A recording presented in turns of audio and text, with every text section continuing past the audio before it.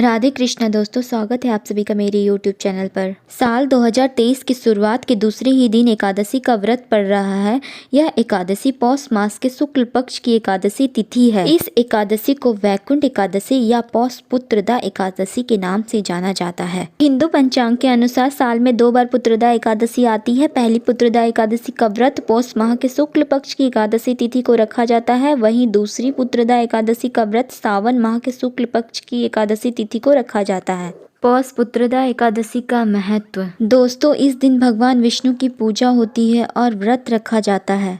मान्यता है कि पौष पुत्रदा एकादशी व्रत करने से वाजपेयी यज्ञ के बराबर पुण्य फल की प्राप्ति होती है। माना जाता है कि इस दिन व्रत रखने और विधि पूर्वक पूजा करने से संतान सुख की प्राप्ति होती है। जिनको कोई संतान नहीं है वो इस व्रत को रखते हैं। अगर संतान की सेहत ठीक नहीं रहती तो भी ये व्रत करना चाहिए। भगवान विष्णु स्वयं संकटों में संतान की रक्षा करते हैं। इस दिन व्रत रखने से धन और आरोग्य की भी प्राप्ति होती है। भगवान विष्णु के साथ साथ लड्डू गोपाल की भी पूजा इस व्रत में करनी चाहिए। पौष माह के शुक्ल पक्ष की एकादशी तिथि की शुरुआत नए साल के पहले दिन यानी 1 जनवरी 2023 को रविवार को शाम 7:11 पर हो रही है। वहीं अगले दिन 2 जनवरी 2023 दिन सोमवार रात 8:23 पर इसका समापन होगा। ऐसे में उदया तिथि के अनुसार 2 जनवरी को पौष पुत्रदा एकादशी का व्रत रखा जाएगा। पंचांग के अनुसार पुत्रदा एकादशी का पारण समय 3 जनवरी सुबह 7:12 से 9:30 के बीच रहेगा। पुत्रदा एकादशी 2023 शुभ योग। पंचांग के अनुसार 2 जनवरी 2023 को पौष पुत्रदा एकादशी पर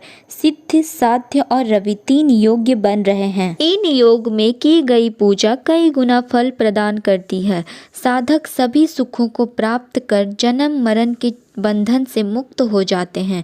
इस विधि से करें पौष पुत्रदा एकादशी की पूजा। इस दिन सुबह जल्दी उठकर स्नान आदि के बाद व्रत पूजा का संकल्प लें। इस दिन पति पत्नी दोनों को व्रत रखना चाहिए। पति और पत्नी दोनों साथ में पूजा स्थल पर भगवान विष्णु या बाल गोपाल की प्रतिमा को स्थापित करें और उनको पंचामृत से स्नान कराएं। फिर चंदन से तिलक लगाएं और वस्त्र पहनाएं। इसके पश्चात पीले पुष्प, पीले फल, तुलसी दल अर्पित करें और धूप आदि से आरती करें। पूजा के समय संतान गोपाल मंत्र का जाप करें। शाम के समय पुत्रदा एकादशी व्रत कथा सुने और फलाहार करें। फिर अगले दिन सुबह स्नान आदि से निवृत्त होकर पूजा करें, ब्राह्मणों को भोजन कराएं तथा दान दक्षिणा दें।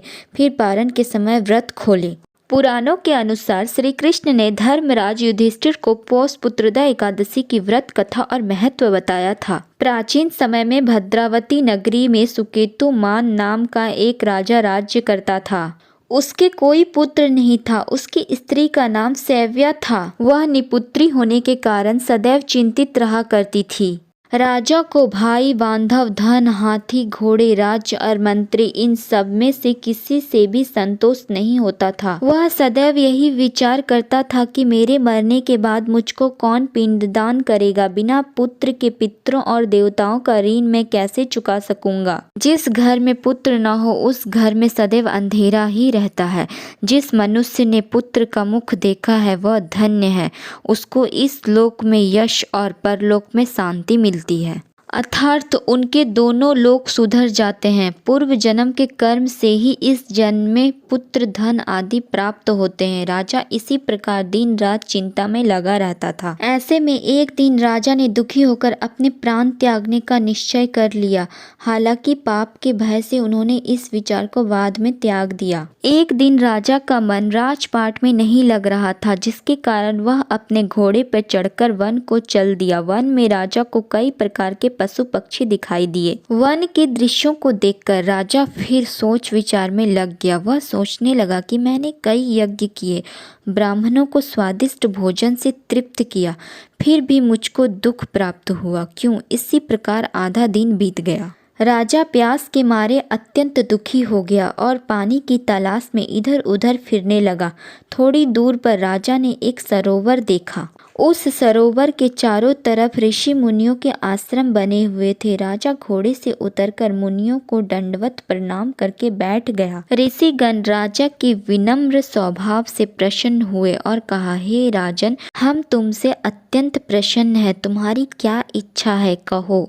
यह सुनकर राजा कहने लगा कि महाराज, मेरी कोई संतान नहीं है। यदि आप मुझ पर प्रसन्न हैं तो एक पुत्र का वरदान दीजिए। मुनि बोले, हे राजन, आज पुत्रदा एकादशी है, आप अवश्य ही इसका व्रत करें। भगवान की कृपा से अवश्य ही आपके घर में पुत्र होगा। मुनि के वचनों को सुनकर राजा ने उसी दिन एकादशी का व्रत किया और द्वादशी को उसका पारण किया। इसके पश्चात मुनियों को प्रणाम करके महल में वापस आ गया। कुछ समय बीतने के बाद रानी ने गर्भ धारण किया और 9 महीने के पश्चात उनके एक पुत्र हुए।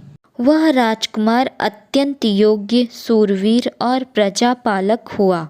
इस प्रकार राजा सुकेतुमान को इस व्रत के परिणाम स्वरूप सालों बाद पुत्र की प्राप्ति हुई। तब से माना जाता है कि इस व्रत के प्रभाव से संतान प्राप्ति की कामना पूर्ण होती है। अगर मेरा वीडियो आपको अच्छा लगा तो इसे लाइक, शेयर और मेरे चैनल को सब्सक्राइब करना ना भूलें। मिलते हैं एक नए वीडियो के साथ। जय श्री हरि।